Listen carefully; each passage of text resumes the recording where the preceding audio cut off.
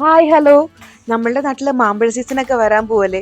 അപ്പോൾ കുറച്ചധികം നാൾ സൂക്ഷിച്ച് വെച്ച് യൂസ് ചെയ്യാൻ പറ്റുന്ന ഒരു മാംഗോ പ്യൂരിയുടെ റെസിപ്പി ആയിട്ടാണ് വന്നിരിക്കുന്നത്. അപ്പോൾ ഇത് ഉപയോഗിച്ചിട്ട് നമുക്ക് മാസയുടെ ഒക്കെ ടേസ്റ്റിൽ നമുക്ക് ജ്യൂസ് അടിച്ച് കുടിക്കാൻ പറ്റും. അതുപോലെ തന്നെ ഈ പ്യൂരിയിൽ നിന്ന് ഒരു സ്പൂൺ ഇട്ടിട്ട് നമുക്ക് കുറച്ച് തൈര് ഇട്ട് മിക്സിയിലിട്ട് അടിച്ചു കഴിഞ്ഞാൽ നമുക്ക് മാംഗോ ലസ്സി ആയിട്ട് കുടിക്കാൻ പറ്റും. പിന്നെ അല്ലെങ്കിൽ നമുക്ക് ബ്രെഡിൻ്റെ ഒക്കെ കൂടെ ജാമായിട്ട് യൂസ് ചെയ്യാൻ പറ്റും കേട്ടോ. അപ്പോൾ അങ്ങനെ എല്ലാ രീതിയിലും നമുക്ക് ഇത് ഉപയോഗിക്കാൻ പറ്റും. അപ്പോൾ നമുക്ക് റെസിപ്പിയിലോട്ട് പോവാം. നിങ്ങൾ എൻ്റെ ഫേസിലെ സന്തോഷം കണ്ടോ? ഞാൻ ഈ സീഷൻസിൽ വന്നിട്ടേ ഇതുവരെ നമ്മുടെ നാട്ടിലെ ചക്ക മാങ്ങയൊന്നും അങ്ങനെ മിസ് ചെയ്തില്ല. കാരണം നമുക്ക് ഇവിടെ എല്ലാം കിട്ടും കേട്ടോ. പക്ഷേ എത്ര കിട്ടിയാലും ഭയങ്കര ആർത്തിയാണ്. എനിക്ക് ചക്ക കണ്ടാലോ അതെ, മാങ്ങ കണ്ടാലോ അതെ, എനിക്ക് ഇനിയും വേണം ഇനിയും വേണം എന്നുള്ള ആർത്തിയാണ്.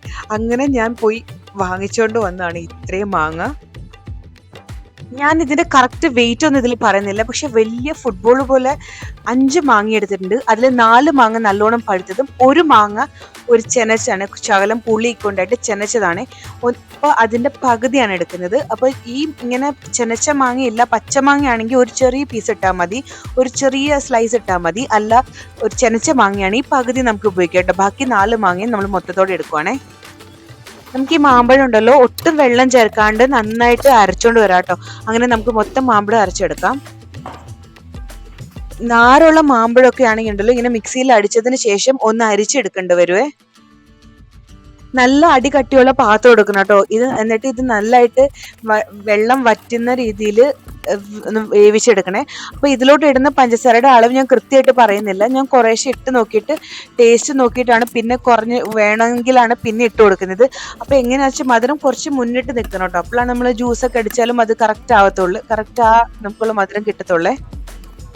ഒരു പ്രശ്നമുള്ളേ, നമ്മൾ എപ്പോഴും ഇളക്കി കൊടുക്കണം, അല്ലെങ്കിൽ നമ്മുടെ അടി പിടിക്കാൻ സാധ്യതയുണ്ട്.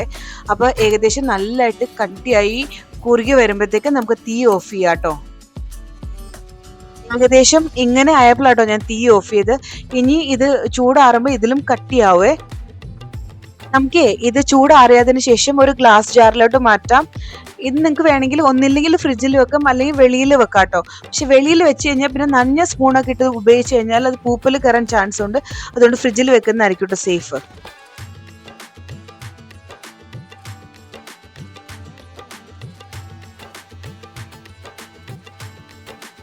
നിങ്ങൾക്ക് മാസയുടെ ഒക്കെ ടേസ്റ്റുള്ള ജ്യൂസ് ഉണ്ടാക്കിയെടുക്കാൻ വേണ്ടി ഇതിൽ 2 സ്പൂൺ മാംഗോ പ്യൂരി ഒഴിച്ചിട്ടെ 1 കപ്പ് ജ്യൂസിനുള്ള വെള്ളം അതിലോട്ട് ഒഴിച്ച് കുറച്ച് ഐസും കൂടി ഇട്ടിട്ട് മിക്സിയിലിട്ട് അടിച്ചെടുത്ത് കഴിഞ്ഞാൽ നമ്മുടെ മാസയുടെ ടേസ്റ്റുള്ള ജ്യൂസ് റെഡി ആട്ടോ.